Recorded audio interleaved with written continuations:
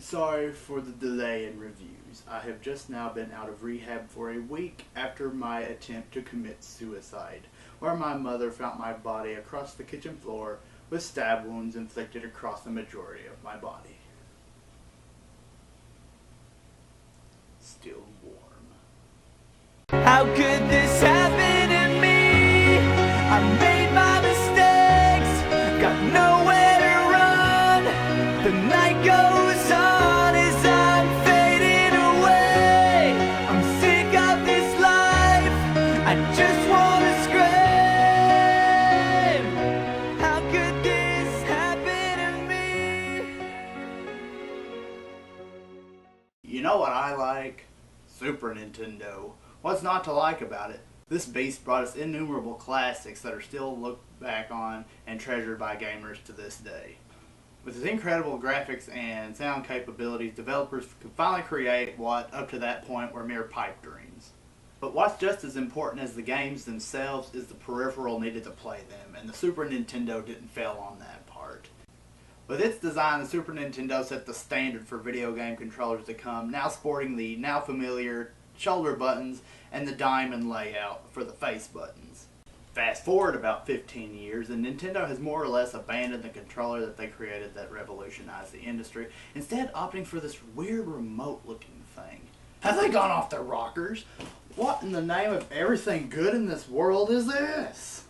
Well, it was the Wii Remote, which ended up revolutionizing the industry once again. Its motion sensing technology sent the world into a mass pandemonium. Everyone wanted a Wii. You couldn't come across them for weeks at a time. Pure madness it was. But the Wii Remote's unique shape created a double-edged sword for itself. Sure, for games like Wii Sports, it sufficed, but what about every other game that was being made? The very standard that Nintendo set all those years ago was still going strong, and it wasn't stopping for anybody. So, in an effort to appeal potential third-party developers and to take advantage of their own new services, Nintendo created the Wii Classic Controllers. Fans of the Super Nintendo controller, like myself, were pleased to see it brought back to a more modern time. As such, the Classic Controller boasted a few more buttons than the SNES controller, but they didn't hinder the experience. Now, I myself was content with the controller that Nintendo created to appease us retro boys with, but some weren't as accepting. It wasn't similar enough. It needed to be more like the big boys' pads. And with that, we got the successor to the Classic Controller, the Classic Controller Pro. What's so pro about it exactly? That's a good question because I'm still trying to figure that out myself. So let's take a look at this thing. When comparing it to the Classic Controller, the most obvious difference is that the Classic Controller Pro has two huge grips to wrap your mitts around. The second biggest change is that the shoulder buttons have been rearranged a bit. ZL and ZR have been given more prominence and lay below the L and R buttons. These changes, combined with the fact that the face layout has been left untouched, gives the Classic Controller Pro an uncanny resemblance to the DualShock family of controllers. But the similarities in there, as opposed to the DualShock controllers which were made with love, the Classic Controller Pro was not. And with that, we dig into the little differences. As I mentioned earlier, the shoulder buttons are placed differently, but they also feel much different. Instead of having analog shoulder buttons like on the original, the Pro has digital buttons. Now, I don't have any beef with digital buttons, but on the Classic Controller Pro, there's simply no satisfaction to be had by pushing the shoulder buttons.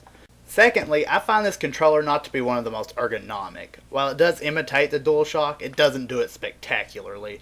The grips aren't the most comfortable, and I'm not sure whether to attribute this to the shape of the grip themselves or the strange texture they have. With the DualShock controllers, I never had that problem. And speaking of the texture, that brings me to my final, but not most prominent, complaint. If you look at the Pro, you can see the glossy finish on the top and tell that the texture is smooth, but the bottom has that strange rough texture to it. And if you look at where the grips start, you can still see and feel the outline of the original shape of the original Classic controller. Which gives me this theory on how Nintendo made this thing.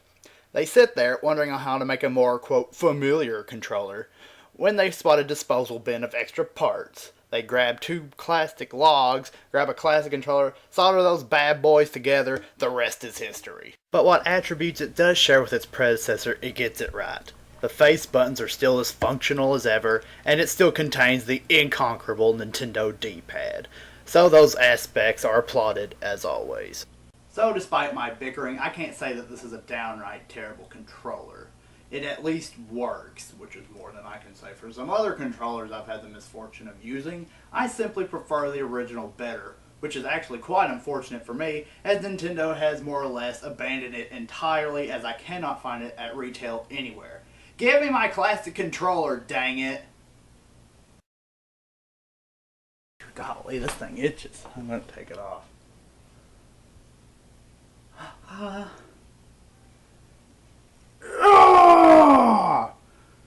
Jeez! Gosh dang! I'm gonna get this one off my stomach too. Oh! Got some hair with that one.